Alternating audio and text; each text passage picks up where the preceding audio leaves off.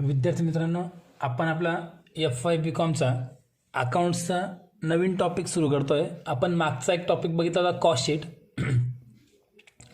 त्या सर्व व्हिडिओ तुम्हाला आपल्या आनंद अकाउंटन्सी क्लासेस या चॅनलवर तुम्हाला सर्व मिळतील. जर कोणाचा कॉस्ट शीट हा टॉपिक अजून पण अभ्यास करण्याचा बाकी असेल त्यांनी त्या सर्व व्हिडिओ व्यवस्थित बघा. आता आपण नवीन टॉपिक सुरू करतोय ज्याचं नाव आहे जॉईंट व्हेंचर अकाउंट. तर हे जॉईंट व्हेंचर अकाउंट नेमकं काय असतं हे आपल्याला समजून घ्यायचं आहे. थोडंसं मी अगोदर तोंडी समजून सांगतो, नंतर मग पुस्तकातली थिअरी आपण समजून घेऊ. जॉईंट व्हेंचर, जॉईंट म्हणजे एकत्रित, व्हेंचर अकाउंट. आता काय असतं, जर समजा एखादा व्यक्ती बिझनेस करतोय आणि त्या बिझनेसचा लोड त्याच्याकडनं सांभाळला जात नसेल तर आपण 12वीमध्ये असं बघितलं की तो व्यक्ती काय करतो, आपल्या बिझनेसमध्ये एक पार्टनर नेमतो, बरोबर आहे. आणि ते दोघं आपला बिझनेस पार्टनरशिप फर्ममध्ये कंटिन्यू करतात. तो जो बिझनेस ते करतात पार्टनरशिप फर्म त्याला आपण म्हणतो, कारण तो बिझनेस त्यांचा लॉंग टर्मसाठी असतो, जास्त कालावधीसाठी असतो. आणि त्यांच्या बिझनेसला एक स्पेसिफिक, संस्थेला एक स्पेसिफिक ते नाव पण देतात, म्हणून आपण त्याला पार्टनरशिप फर्म, भागीदारी संस्था असं म्हणायचो. तिथे 2 किंवा 2पेक्षा जास्त भागीदार एकत्र येऊन आपण सर्व ते एकत्र बिझनेस करत होते. तिथे पार्टनरशिप फर्ममध्ये अजून काय होतं की त्यांचं भांडवल वाढवण्यासाठी, मॅनपॉवर वाढवण्यासाठी, एखाद्या व्यक्तीकडे विशिष्ट नॉलेज असेल त्या नॉलेजचा वापर करण्यासाठी अशा व्यक्तीला भागीदारीमध्ये पार्टनर म्हणून घेतलं जात होतं. इन शॉर्ट, जे 12वीमध्ये आपण पार्टनरशिप फायनल अकाउंट बघितलं की ज्यामध्ये एकापेक्षा जास्त व्यक्ती मिळून बिझनेस चालवतात, तेच आपल्याला जॉईंट व्हेंचरमध्ये पण शिकायला मिळणार आहे. पण मग जर सेम असेल तर मग टॉपिक वेगळा वेगळा का बरं? जर दोघांचा अर्थ सेम असेल तर टॉपिक वेगळा वेगळा का बरं? तर याचा जो अकाउंटिंग आहे ते पूर्ण वेगळं आहे, दोघांचा अर्थ वेगळा आहे. तोंडी समजून सांगतोय बघा.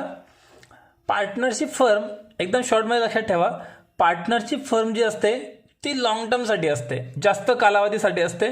तर जॉईंट व्हेंचर ही शॉर्ट टर्म असते, कमी कालावधीसाठी ही भागीदारी असते. ठीक आहे, बाकीचे सर्व पॉईंट आपण याच्यामध्ये क्लिअर करणार आहोत. परत एक वेळ सांगतोय, पार्टनरशिप फर्म जी आहे ती पार्टनरशिप फर्म लॉंग टर्मसाठी असते, म्हणजेच जास्त कालावधीसाठी भागीदारी केली जाते. आणि त्या भागीदारी संस्थेमध्ये काय असतं की जे भागीदार आहेत ते आपली एक संस्था सुरू करताना त्या संस्थेमध्ये एक ठराविक नाव पण त्या संस्थेला देऊन टाकतात. तर जॉईंट व्हेंचर बिलकुल विरुद्ध आहे. जॉईंट व्हेंचरमध्ये इथेही एकदम शॉर्ट टर्म बिझनेस असतो, शॉर्ट टर्म पार्टनरशिप असते. आणि या जॉईंट व्हेंचरला नाव नाही पण दिलं तरी पण चालतं. पार्टनरशिप फर्मचं रजिस्ट्रेशन करणं बंधनकारक असतं, तर जॉईंट व्हेंचरला रजिस्ट्रेशन करणं काही कंपल्सरी नाही. याच्यामध्ये पार्टनरशिप फर्ममध्ये कंटिन्यू चालणारा बिझनेस असतो. तर जॉईंट व्हेंचरमध्ये काय असतं की काही दिवसात तो बिझनेस पुन्हा बंद करायचा आहे, म्हणजे काही कालावधीसाठीच तो पार्टनरशिपमध्ये बिझनेस केला जातो, त्याला जॉईंट व्हेंचर म्हणतात. ठीक आहे, बघू आपण थेरीमध्ये काय म्हटलेलं आहे. मिनिंग ऑफ जॉईंट व्हेंचर काय दिलं बघा. A joint venture is an association of 2 or more than 2 person. Joint व्हेंचरमध्ये 2 किंवा 2पेक्षा जास्त व्यक्ती असतात, who have combine for the execution of a specific transaction and divide the profit or loss thereof in the agreed ratio.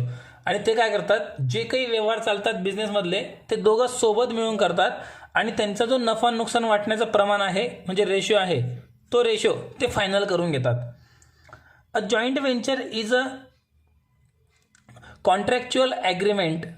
Contractual agreement असतो between 2 or more parties to undertake an economic activity which is subject to joint control. ते काय करतात, एक त्यांच्यामध्ये तो agreement असतो 2 किंवा 2पेक्षा जास्त व्यक्तींमधला, जॉईंट कंट्रोल त्यात सर्व काही कंट्रोलिंग त्यांचं असतं. ॲग्रीड शेअरिंग, आता कंट्रोल म्हणजे नेमकं कशावर कंट्रोल, तर agreed sharing of the power of govern the financial and operational policies of an economic activity so as the obtain benefit from it. त्यातला जो काही त्यांचा बेनिफिट वगैरे आहे त्यांचा पूर्ण रेशो त्यांचा फायनल असतो. इथपर्यंत काही जास्त इन्फॉर्मेशन आपल्याला इम्पॉर्टंट समजलेलं नाही आहे. पुढे बघू आपण काय म्हटलं आहे. For example, if x and Y undertake the job of construction of a college building. हां बघा, आता मी तुम्हाला पहिलेच बोललो की पार्टनरशिप फर्ममध्ये काय होतं की जो पण बिझनेस ते करतायत ते लॉंग टर्मसाठी करतायत. तो जॉईंट व्हेंचरमध्ये शॉर्ट टर्मसाठी आहे. जसं इथे आत्ता मी इतक्यात वाचून दिलं की फक्त एक कॉलेजची बिल्डिंग बांधायची आहे. आता कॉलेजची बिल्डिंग बांधणं हा काही लॉंग टर्म बिझनेस नाही आहे. तो 2, 4, 6, 8, 10 महिन्यांनी, 1 वर्षात, 2 वर्षामध्ये बिल्डिंग बांधून कंप्लीट होऊन जाईल. आणि जेव्हा ती बिल्डिंग बांधून कंप्लीट होऊन जाईल त्याच क्षणी यांची जॉईंट व्हेंचर संपुष्टात येईल, जॉईंट व्हेंचर कॅन्सल होऊन जाईल. मग तेव्हा त्यांचा पूर्ण हिशोब करून ज्यांचे जेवढे पैसे असतील ते पैसे या व्हेंचर्सने घेऊन टाकायचे. असं याच्यामध्ये एक बेसिक नॉलेज असतं. For example, if x and Y undertake the job construction of a college building. College building बांधण्याचं काम यांनी घेतलं. मग फक्त कॉलेज बिल्डिंग बांधण्याचंच काम का, तर नाही. समजा एखादं ब्रिज बांधायचं असेल, 20-25 किलोमीटरचं एखादं रस्त्याचं काम असेल, किंवा अजून एखादं बिल्डर लोक असतील, त्यांनी एखादी शेत विकत घेतलं, जमीन विकत घेतली आणि त्यावर ते प्लॉटिंग करून विकत असतील, किंवा मग आता थंडीचे दिवस असतील तो कोणी स्वेटर वगैरे विकण्याचा व्यवसाय करेल. तर हे जे बिझनेस असतात हे शॉर्ट टर्मचे बिझनेस आहेत, कमी कालावधीसाठीचे बिझनेस आहेत. मग याच्यासाठी आपल्याला जॉईंट व्हेंचर कामात पडतं. जसं आता कोरोना चालू आहे तर 2 मित्रांनी असं ठरवलं की आपण ह्या कोरोना कालावधीमध्ये सॅनिटायझर, मास्क हे विकण्याचा व्यवसाय करायचा. तर हा जो बिझनेस आहे हा लॉंग टर्म चालणारा बिझनेस नाही आहे.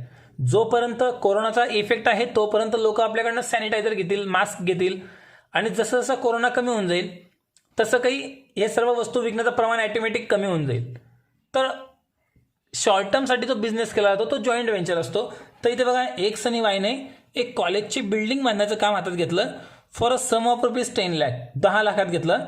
सच an association for specific purpose term as joint venture. आणि यांची जी कंडिशन होती ती जॉईंट व्हेंचरची आहे, पार्टनरशिप फर्मची नाही. द व्हेंचर म्हणजे पार्टनरशिपची नाही आणि जॉईंट व्हेंचरची म्हणजे काय, पार्टनरशिप फर्ममध्ये काय असतं, कॉलेजची बिल्डिंग बांधली गेली आणि पुढचं जे काही काम येणार ते पण ते सोबतच करतील असं बंधनकारक आहे. तर जॉईंट व्हेंचरमध्ये फक्त ही बिल्डिंग बांधून कंप्लीट झाली की यांची जॉईंट व्हेंचरची ऑटोमॅटिक कॅन्सल होते, यांचा करार कॅन्सल होतो. The venture will be over as soon as the transaction is over. बघा, यांची जी व्हेंचर, जी भागीदारी आहे ती विल बी ओव्हर, ती संपून जाईल. As soon as the transaction is over, त्यांचा जो व्यवहार आहे तो जेव्हा कंप्लीट होईल तेव्हा त्यांची जॉईंट व्हेंचर कॅन्सल होऊन जाईल, ओव्हर होऊन जाईल. आता ट्रान्झॅक्शन म्हणजे नेमका काय, the college building is constructed, म्हणजे कॉलेजची बिल्डिंग जेव्हा बांधली जाईल तेव्हा यांचं जॉईंट व्हेंचर जे आहे ते ऑटोमॅटिक ओव्हर होऊन जाईल, कॅन्सल होऊन जाईल. पुढे काय म्हटलं बघू आपण. The person entering into joint venture agreement are known as co venture or joint venture. बघा, आपण पार्टनरशिप फायनल अकाउंटमध्ये ज्यांना पार्टनर्स म्हणायचो त्यांना इथे को व्हेंचर किंवा जॉईंट व्हेंचर म्हणतात, हे लक्षात ठेवा. म्हणजे आपण 12वीमध्ये पार्टनर्स कॅपिटल अकाउंट ओपन करायचो, तर इथे तुम्हाला जॉईंट व्हेंचर अकाउंट ओपन करावं लागतं. ओके, बघा आता आपण काय म्हटलं पुढे. जॉईंट व्हेंचर पर्पज काय आहे, पर्पज म्हणजे यांचा हेतू काय आहे. Usually 2 or more person come together either because individually they can not carry out the venture or because together they can handle it more successfully. ते आपला बिझनेस पुढे कंटिन्यू करत नाहीत कारण त्यांना असं डाऊट असतो की पुढे काही बिझनेस ते सक्सेसफुली हँडल करू शकत नाहीत किंवा हेच बिझनेस त्यांचा कंटिन्यू सुरू राहणार नाही, म्हणून ते पुढे कंटिन्यू करत नाहीत. They bring together what one process. One may bring in skill such technical knowledge म्हणजे बघा कोणाकडे काही स्पेशल स्किल असेल, टेक्निकल नॉलेज असेल, सेल और मार्केटिंग टेक्निक असेल म्हणजे वस्तू किंवा जे काही त्यांचा बिझनेस आहे तो सेल करण्याचं, मार्केटिंग करण्याचं टेक्निक असेल. while another person may contribute the necessary land, building, machinery, etc. and third person may provide necessary finance. म्हणजे कोणी कोणी व्यक्ती काय करतं, इथे जमीन, बिल्डिंग किंवा मशिनरी हे कॉन्ट्रीब्यूट करतं, तर कोणी कोणी पैसे या जॉईंट व्हेंचरमध्ये आणत असतं. समजा आता इथे असा बिझनेस करायचा आहे की शेतकऱ्यांचा गहू काढण्याचा बिझनेस आपल्याला करायचा आहे. मग गहू काढण्यामधलं मशीन लागेल, तर एका व्यक्तीकडे समजा मशीन जर असेल तर तो आपल्या जॉईंट व्हेंचरमध्ये ते मशीन घेऊन येईल, तेवढी ॲसेट त्याची घेऊन येईल, आणि दुसरा व्यक्ती काहीतरी जे काही पैसे लागतील, डिझेल लागेल त्यासाठी पैसा आणेल. असं यांचं कॉन्ट्रीब्युशन असतं. Usually the joint venture are undertaken in respect of construction of contract business. शक्यतोवर हा जो जॉईंट व्हेंचरचा अकाउंट आहे हे कन्स्ट्रक्शनमध्ये कामात पडतं. Purchase and sale of properties, ते काय करतात, प्रॉपर्टी परचेस करतात आणि सेल करतात. Underwriting of shares and debentures, आता त्यांना त्याबद्दल शेअर्स पण मिळतात, डिबेंचर्स पण मिळतात. Film production and joint venture consignment, बघा एखादं पिक्चर बनवायचं असेल तर यात पण जॉईंट व्हेंचर महत्त्वाचं असतं, यात पण जॉईंट व्हेंचर होतं. जोपर्यंत तो पिक्चर बनवून कंप्लीट होत नाही तोपर्यंत यांची भागीदारी राहील, जॉईंट व्हेंचर राहील, आणि पिक्चर बनवून तो रिलीज झाला की पैसे वगैरे मिळाले की यांची जॉईंट व्हेंचर ऑटोमॅटिक ओव्हर होऊन जाईल. ठीक आहे. यानंतर याच्यामध्ये काही फीचर्स दिलेले आहेत ते आपण कंप्लीट करू. बघा फीचर्स काय काय म्हटलेले आहेत. Joint venture is an agreement between two or more than 2%. Joint venture जे आहे तो ॲग्रीमेंट, एक करार आहे, बिटवीन म्हणजे च्यामध्ये, 2 or more than 2%, 2 किंवा 2पेक्षा जास्त व्यक्तींमधला हा एक ॲग्रीमेंट आहे, करार आहे. The agreement is made for the execution of specific venture. Agreement जे असतं ते एक्झिक्युशन, स्पेसिफिक व्हेंचर, एक स्पेसिफिक कामासाठी यांचं ॲग्रीमेंट असतं. The relationship between parties come to an end with the completion of the venture. त्यांच्यातलं जे रिलेशन आहे, संबंध आहेत, ते फक्त ते काम पूर्ण होईपर्यंत आहे. जर त्यांचं ते काम कंप्लीट झालं तर त्यांचं व्हेंचरचं जे रिलेशन आहे जॉईंट व्हेंचरचं ते ऑटोमॅटिक एंड होऊन जातं, संपून जातं. Joint venture is a temporary partnership without name. बघा आता मी तुम्हाला सांगितलं जॉईंट व्हेंचर ही टेम्पररी पार्टनरशिप, तात्पुरता भागीदारी आहे, विदाऊट नेम, त्याला नावाची गरज नाही. Next, the liability of all co ventures is limited to the specific venture alone with agreement stands terminated. जी काही यांची लायबिलिटी राहील ती ॲग्रीमेंटवर त्यांना पूर्ण नमूद करायची असते. The parties to the joint venture agreement are known as co venture who contribute capital, म्हणजे काय काय, cash or kind of both, and share profit losses are agreement. त्यांच्या करारानुसार त्यांचा लॉस प्रॉफिट किंवा पैसे कोणी किती आणायचे, कोणी कोणती वस्तू आणायची, ॲसेट आणायची, ह्यांच्या ॲग्रीमेंटमध्ये पूर्ण क्लिअर करायचं असतं. In the absence of the agreement they share profit or losses equally. जर समजा त्यांचा रेशो जर दिलेला नसेल तर आपण त्याला इक्वली मानायचा असतो, जे आपण 12वीमध्ये पण बघितलं. ठीक आहे. तर इथपर्यंत हा भाग आपला जॉईंट व्हेंचरचा आपण कंप्लीट केला. आता पुढचं लेक्चर जेव्हा मी तुम्हाला सेंड करेल त्या पुढच्या लेक्चरमध्ये आपण काय बघणार आहोत की नेमकं पार्टनरशिप फर्ममध्ये आणि जॉईंट व्हेंचरमध्ये ह्या दोघांमध्ये नेमका काय फरक आहे हे आपण पुढच्या लेक्चरमध्ये क्लिअर करू. ओके. इथपर्यंत आपण आता जॉईंट व्हेंचरचं मिनिंग बघितलं, जॉईंट व्हेंचरचं पर्पज बघितलं आणि जॉईंट व्हेंचरचे आपण फीचर्स बघितले. बाकी आपण पुढच्या लेक्चरला क्लिअर करू की पार्टनरशिप फर्म आणि जॉईंट व्हेंचर यातला काय डिफरंट आहे. ओके.